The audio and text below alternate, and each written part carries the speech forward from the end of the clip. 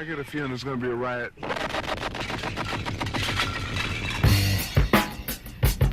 I don't read the newspapers because they all have ugly print.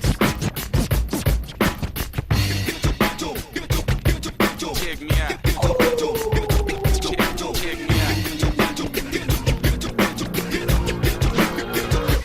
At the starting of the week, at Summit Talks, you'll hear them speak.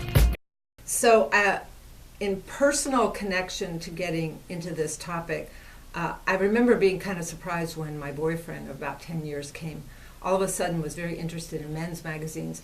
And then whenever I went to the dentist office or the doctor's office, all of a sudden I saw these men's fitness or men's health magazines, and I thought, this is kind of interesting, because in my experience, men didn't really buy this kind of thing, right? They bought hunting and fishing stuff, but nothing to do with their body image or how they looked or their health.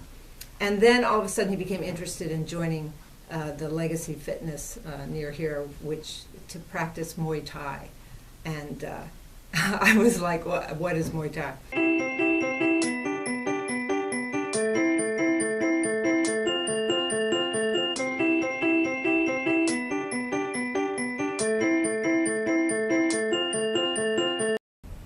You know, most people think that it is only women who are being sexualized and objectified in commercials and media. I don't think that's the only woman's problem, but also males are being victimized by misrepresentation of media. Media have been objectifying women for so long, researchers have had time to create a body of literature on the effects of these images on women. But over the past 2 decades, the gender gap in media objectification has closed. Every bit as unattainable as Barbie doll proportions and the heroin chic look are the broad-shouldered, narrow-waisted, fat-free, and muscle-laden male physiques littering today's media. Researchers are beginning to pay attention to what these stimuli do to the male body image. Guys, it turns out, have body image issues as well. Where are you? You're on a boat with the man your man could smell her. What's in your hand? Back at me. I have it. It's an oyster with 2 tickets to that thing you love. Look again. The tickets are now diamond. Hello, ladies. Look at your man. Now back to me. Now back at your man. Now back to me. Sadly, he isn't me.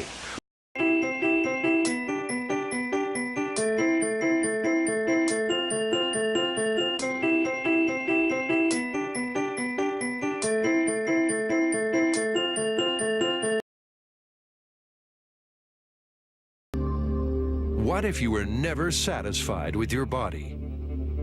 I just had this compulsion just to be bigger. If every day you looked in the mirror and saw a distorted reality?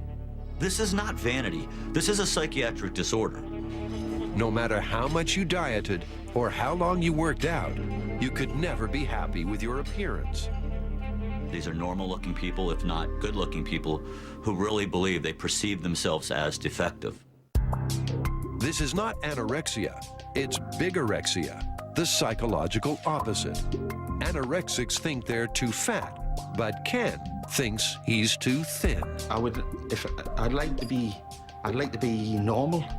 Bigorexia is a form of body dysmorphia. Body dysmorphic disorder is a severe psychiatric disorder where an individual has a preoccupation with imagined defect in their appearance. These are people who spend hours working out, sometimes to the point where they hurt themselves, they injure themselves. A lot of times they use excessive supplements, and a lot of times they turn to steroids.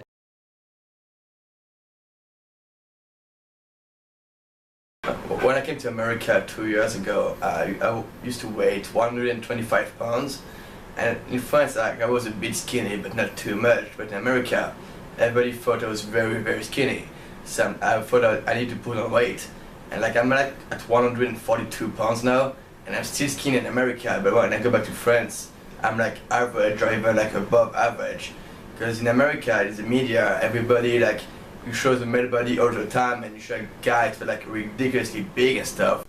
I'm Rafael Laurentine. I'm from Venezuela.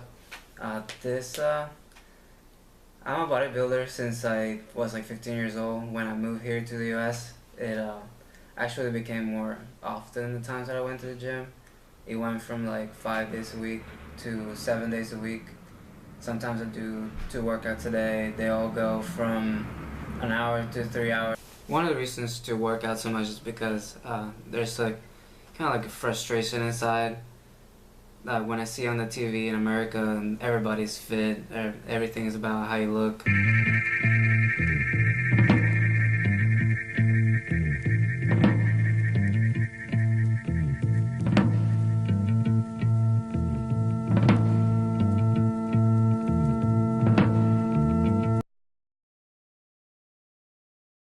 The pressure on women to be thin has been widely reported, but some men also fall victim to it.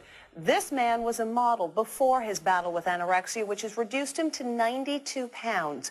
April Woodard on the dangers of what some call manorexia.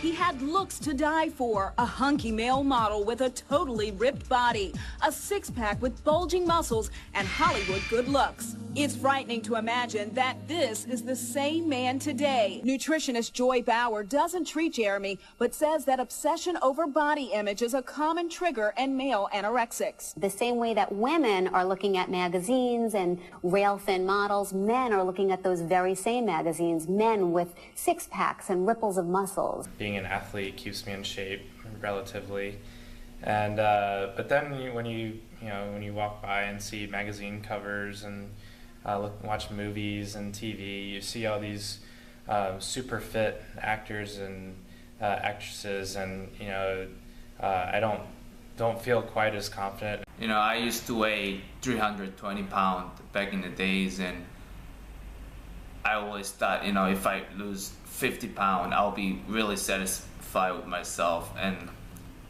don't have to worry about my body image. Now I'm weighing 210 pounds and I lost over 100 pounds and I'm still not satisfied, not even close to being happy with my body. And then I thought about, gosh, why am I not feel satisfied if I lose over 100 pounds? That I was always think that, if I lose 50 pounds, I'll be happy with myself. Then I realized that all those images that media, commercials, magazine, people with muscular body, people with six-pack, people with extremely low body fat.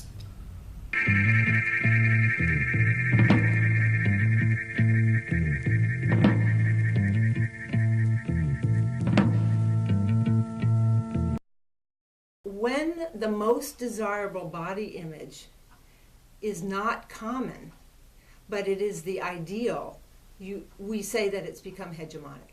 And so it becomes the standard against which all men are trying to embody the kinds of masculinities that are desired so that they can assess their own perception of themselves, but also construct their self-esteem out of embodying those images themselves. For men, I think there is a complicated narrative around masculinity in comics that can be destructive, especially when you add questions of race and ethnicity to it. But it's constantly there, whether or not it's processed. If you look at the history of comics, the earliest comics, the comics from the late 1930s and 1940s, so the first Superman comics came out in 1938.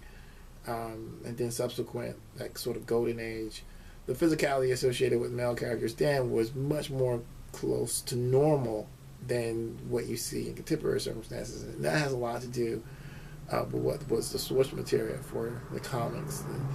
Those characters were drawn from a tradition of pulp heroes, adventure heroes. Dr. Harrison Pope is a psychiatrist who studies why American men are becoming more obsessed with their bodies. So here we have G.I. Joe from the 1960s. This is when he first came out at the time of the Vietnam War. He's a perfectly normal-looking dude. Here is G.I. Joe from about 10 years later, from the mid-1970s. He's got abs now. He's clearly been putting in some time in the gym. And then here is G.I. Joe from the 1990s. Bicep is up to 16 inches or so, full six-pack of abs, even got serratus muscles visible on the side. This evolution in the action figures is a testimony to this increased preoccupation with body image that we've been seeing in the United States. if you look at society in general, there's been rising rates of body disorder issues for males. Again, this is not something that gets the same attention as body disorder problems for females, but clearly it's there, and the popular culture kind of expects and amplifies that in a lot of ways. If you were slight and tiny, as a male, you do get treated differently, right? I mean, that's not just your imagination. It's just the opposite is also true. If you're big and tall, people expect certain things from you, and so societal expectation around body type affect men, but perhaps those expectations, be they good or ill, aren't usually articulated and thought about in the same way. And in that way, this dysmorphia phenomenon, whether it's male or female, is highly sexualized.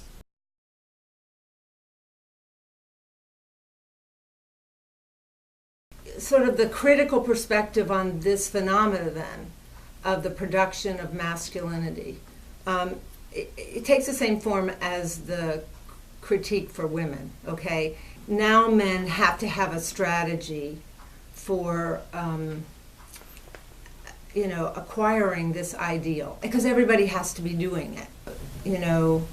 Normative heterosexuality is a powerful regulation regime that operates, and then this, of course, is multiplied by print media and corporations and the production of products and consumer goods and that sort of thing, and it's worth too much money, and it's hard for individuals in a particular social context to actually step out of it, because it is the thing that supposedly defines how you get happiness.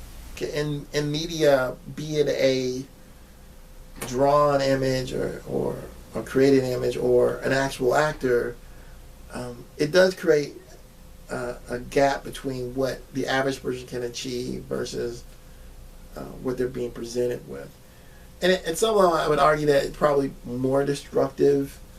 And when you start looking at like Hollywood people, because like they have a whole cadre of support around. When it comes to the media, the male body, size, and shape aren't the only issues. There's also the so-called real body.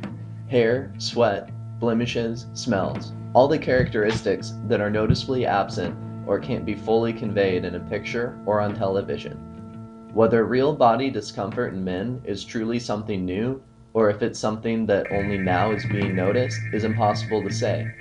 But sociologists and psychologists say that images of hairless, sweatless, pseudo-perfect men are more common than ever before. People should recognize that billboard bodies aren't always photoshopped, and learn to be happy with their own healthy appearance. That, of course, is easier said than done. A lot of people aren't aware of that many males are struggling with their body image, and we shouldn't think that it's a only woman's problem. Also, men shouldn't feel ashamed to talk about their body dissatisfaction and try to share their stories and try to change the attitude of media.